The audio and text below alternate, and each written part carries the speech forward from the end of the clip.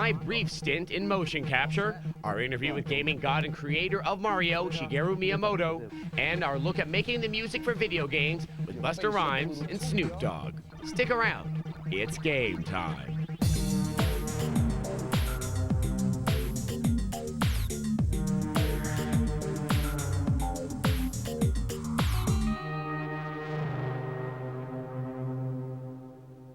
Hello and welcome to Extended Play. I'm Adam Sessler. Well, today on the show, we're going to look back on the year that was 2002, which really was a remarkable year for gaming. Now we're going to go through some of our fondest memories, many of which were informative, others were rather surprising, and one was a little bit exhausting and rather embarrassing.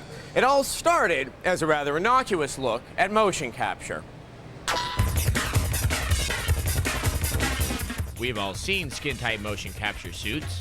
We know these suits are stylish, but how do they work? To find out, we went to Sony's 989 studios in San Diego, California. 989 has done capture for years on titles like the NFL Game Day and NBA Shootout Series. Thank you very much for having us out here today, Dwayne. Let's just start. What's your best definition of motion capture? Motion capture, by definition, is the process of bringing in an actor or an athlete into the studio, suiting them up with a marker suit, having them perform things that they can do well that we want to have in our game as animation, and capturing that performance. What are some of the earliest examples of working with pro athletes? What was that like? At first, that was very exciting every time it happened, and now it's almost gotten to the point where it's another job that we need to do, and we need to do well, so we kind of look at it that way. It is fun to meet the personalities behind the famous faces, though, sometimes. Is there a professional athlete who had such a unique style that you really benefited by having him motion captured?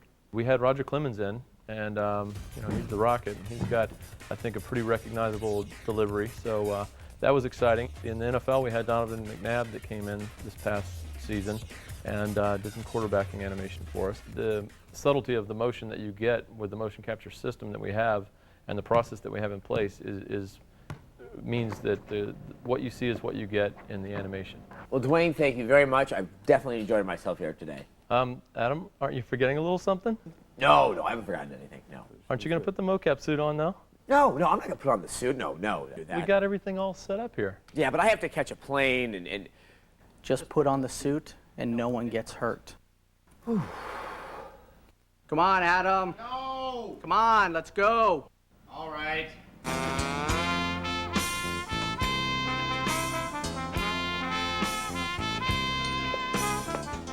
I feel like a sad ninja. You look like a sad ninja, but let's go. So where have you taken me? This is the Sony motion capture studio. This is where all the magic happens. We've got the cameras around to capture your every motion by these guys right back here. So what is this I'm wearing? This is the motion capture suit. It's made to be really tight, as you can tell. I'm noticing. We have the markers on that represent the joints and the skeleton. What are the balls themselves made of? They have this kind of luminescent glow to them. Well, they're reflective tape, and what it does is it has what's called a cat eye reflection. So it takes these lights, and as it comes down, it'll reflect the light right back to the camera, and in the middle there's a lens that will capture that light, and that's what the cameras will see. So why don't I go over there, and we'll put you through. Oh, joy. Good. Put this on. Oh, great. And we'll get you all set.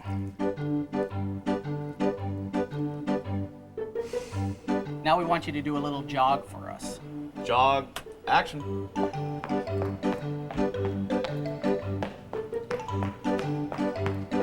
All right, now we're gonna have you walk like a chicken.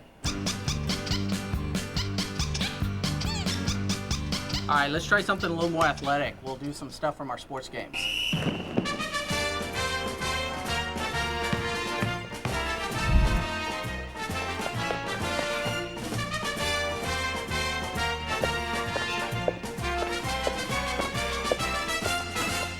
This is what we call the catch.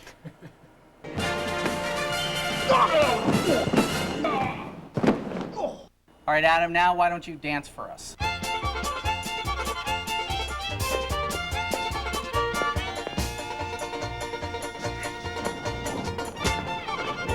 We're gonna have to do that one again. We didn't quite get that first one.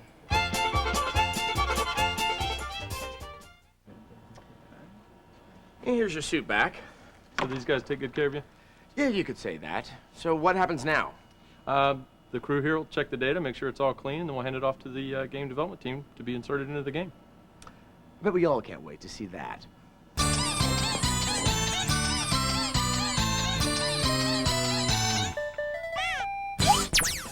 Coming up on a special edition of Extended Play, we revisit our interview with gaming legend Shigeru Miyamoto.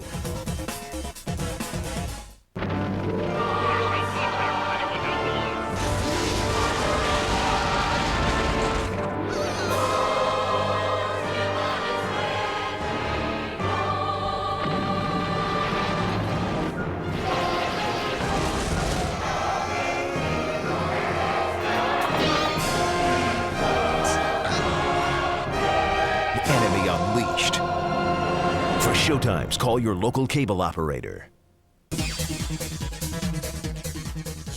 Welcome back to Extended Play. 2002 has been something of a banner year for Nintendo. With games like Eternal Darkness, Mario Sunshine, and Metroid Prime, it seemed easier for the company to do right than to do wrong. Well, with a none-too-little title on the horizon called The Legend of Zelda: The Wind Waker, we thought we'd return to our interview with the man behind it all, Shigeru Miyamoto. This unassuming little game is the original Donkey Kong, and how it came to be marked the beginning of a shift in how games are made.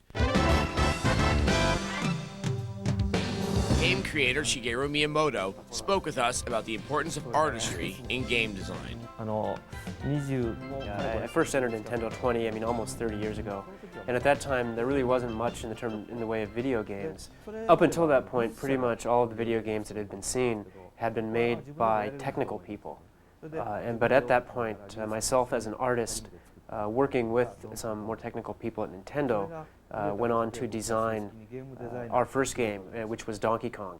Say the word Nintendo, and gamers often think of those classic characters from franchises. And though he loves them all, Miyamoto believes that in the end, it's solid, tried-and-true gameplay that keeps people coming back for more. A lot of people ask me if I start designing games with a story in mind, or a particular scenario, or a particular character, but actually I start on a much more basic level. Really, when we started with Mario, all we had were just some blocks on screen, and we would try to make those blocks bounce around and jump as we intended them to do using the controller. And so it's really at that very core element that our game design began. So I think that's why it's important for me to watch people playing Mario and see them moving their controller in the air as they're playing the game. That's really what exhibits the true fun of the game. With a number of hit games under his belt, it's clear that Miyamoto was onto something. But these days, with the consistent demand for his expertise, such success has its pitfalls. Since I am taking on a much larger role within the company, there are a lot of games that I'm not directly involved in. What I do with those is I really look at the content and check the content and make comments on that. But the one thing that I think is a danger when you have one person who is overseeing all the games is that there's a chance that some of the uniqueness or flavor of those games can be lost. And for good or ill, modern technology has brought increased input from enthusiastic fans. And so now with mass communication being as prolific as it is, and the internet having the voice that it does, there is much more clamor from the user, and you hear a lot of opinions coming in from all around you, and a lot of pressure is put on game designers and game producers to really meet the demands of the users and to create the games that the users want. And I would really like to see more producers who are willing to break away from that and be more creative and create what they truly want to create. This is something the entire industry has to deal with. And to his colleagues and budding game designers everywhere, Miyamoto has this bit of parting advice. The one thing that I can say that I think is very important is that whatever you're creating, you should start by creating what you want to create and thinking about what you want to create, rather than trying to think about who you want to create something for. Because to me, that is where the importance lies. Coming to the plate is Curt Schilling. Coming up on a special edition of Extended Play, we hit a few balls with Curt Schilling and follow a dance troupe who's staging Mortal Kombat. With a 38,000 horsepower V600 engine and a top speed of 5,000 miles per hour, AC Power and Associates calls Thunderbird 2 a bat out of hell. Thunderbird 2 packs the thrill of a sports car and the attitude of a tank in a sport utility that rules the road. Thunderbird 2. Only now with 0% financing and no money down. Available exclusively on the Thunderbirds. For showtimes, call your local cable operator.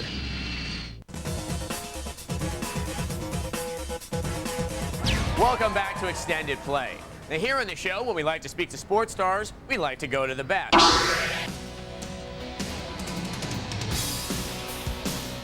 3DO continues their strong baseball franchise with High Heat 2003.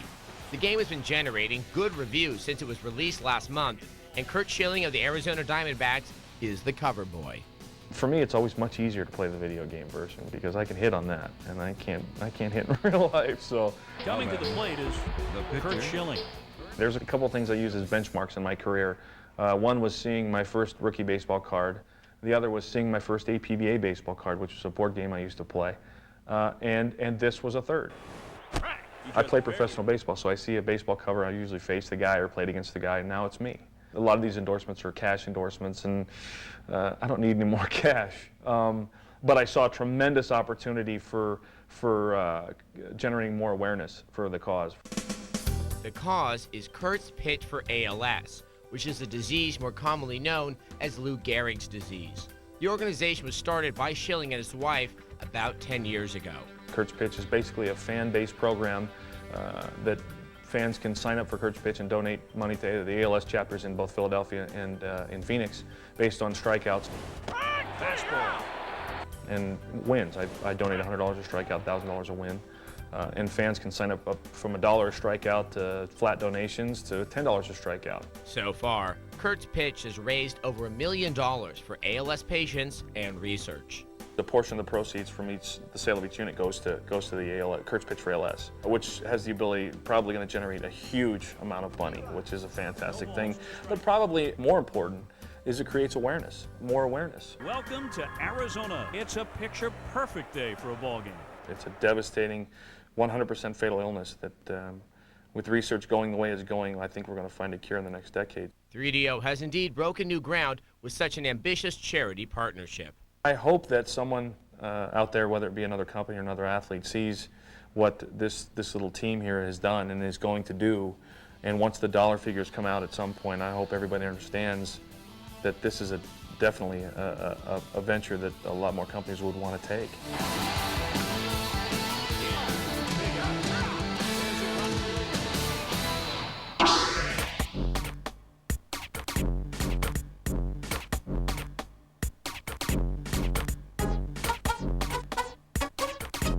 Avatars is a full evening show that we at Capacitor built. It's inspired by video games, and it's a journey of 5 characters from being born to going through challenges, through becoming heroes, through then being reborn. I've always been interested in new technology and in fantasy because so much has developed and changed in video games over the last few years, and it's really such a creative field. Almost anything can be achieved now, and as a choreographer I find that really inspiring. Part of the reason why I wanted to work on a video game show was I was excited about choreographing fight scenes, and I also wanted to work with motion capture.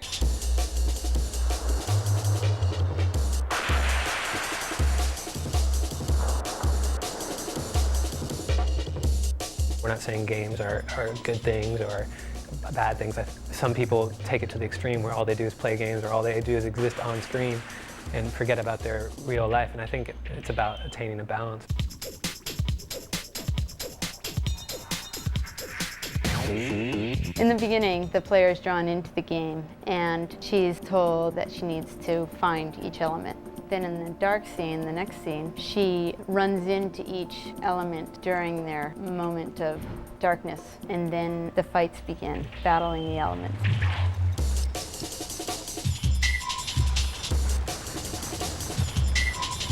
And and she starts playing each of the characters.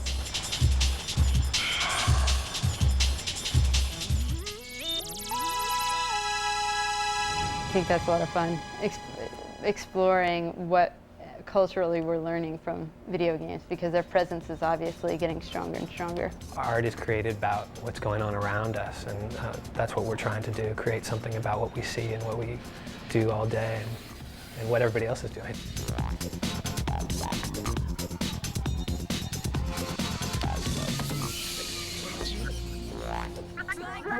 I know what it's like, brother. Coming up on a special edition of Extended Play, we get mad about cutscenes in gaming and get in the game with Snoop Dogg and Busta Rhymes.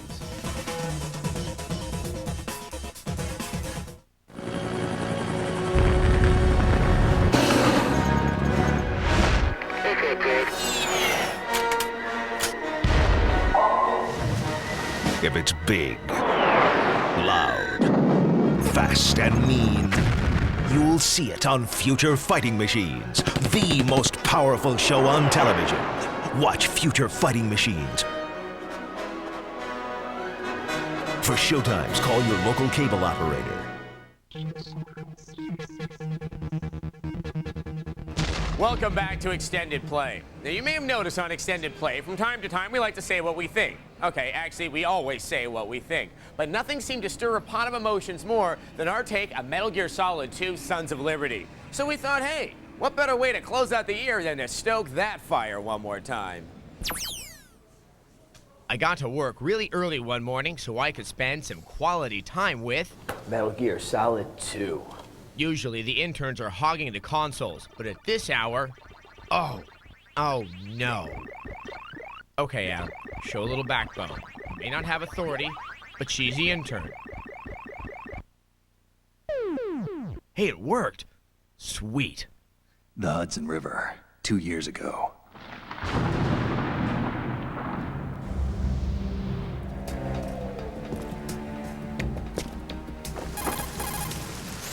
This is Snake.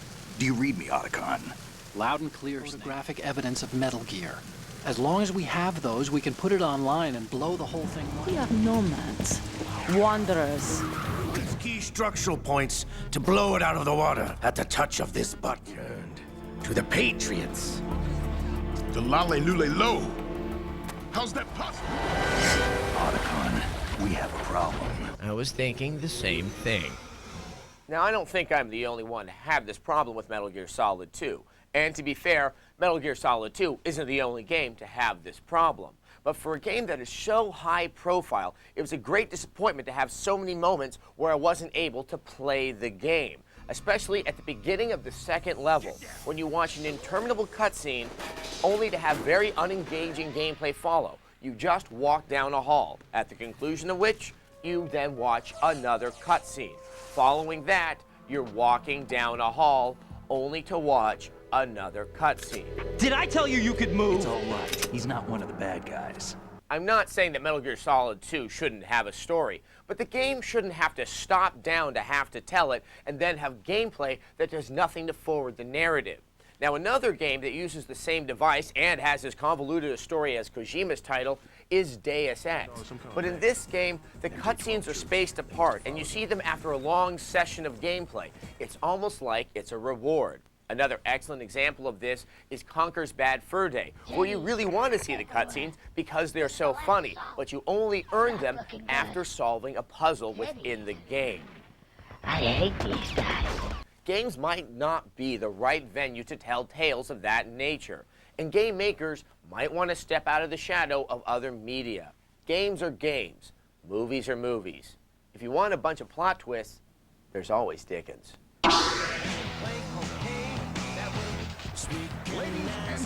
Music has always been an essential element in video games. Big-name musicians like Bare Naked Ladies have found their way into next-gen games like NHL 2002. To further this kind of partnership in their upcoming games, EA has started up a new division called EA Tracks, where they hope to spotlight music created for their games.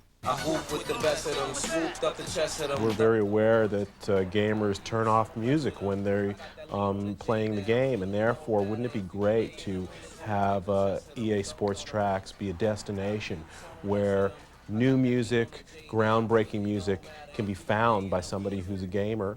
You can take this other stick while you holding it like this, put it down. My joint come on while you playing the game. I want you to feel like you gotta stand up, you gotta grip the control a little tighter. You know what I'm saying? You just cringe your face up a little bit. You start talking garbage to the opponent you playing against, and you know, you just build that real competitive spirit, and you know, music does that in a lot of ways.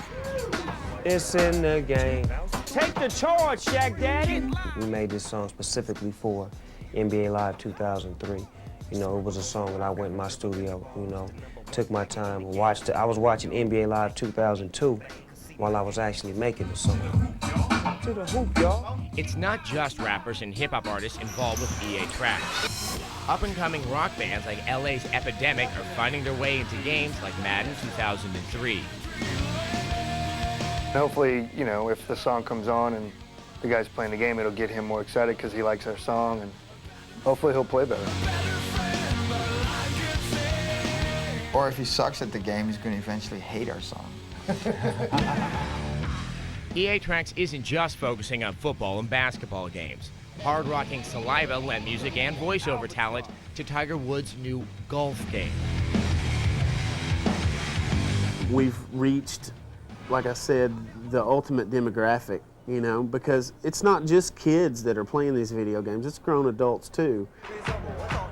It's always a privilege to just be a part of the start or the first or anything of that nature. It's always great to participate in pioneering anything. What? You can't see my reign. It's EA Sports and Snoop Dogg. It's in the game. Moving on into 2003, we're going to see even more music personalities getting in on gaming. In fact, an entire label, Def Jam Records, the home of some of the greatest rap acts in history, is starting their own line of video games. Now, if you'd like to learn more about that or any of the great things that happened in the year of 2002, you can go down memory lane at extendedplay.com. And while you're there, sign up for our newsletter, The Expansion Pack, so you can be up to date on everything that's going to happen on the show in 2003. Well, that's it for this edition of Extended Play. We'd like to thank Metreon for hosting us. And so until next time, Happy New Year and game over. Yeah, stir the pot of opinions. I'm playing some metaphorical games no one can handle.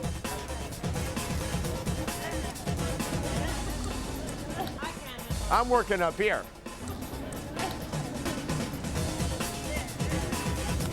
Oh, can you eat the candy cane going in his bum? Amazing. Engaging. Always entertaining. You're watching Tech TV.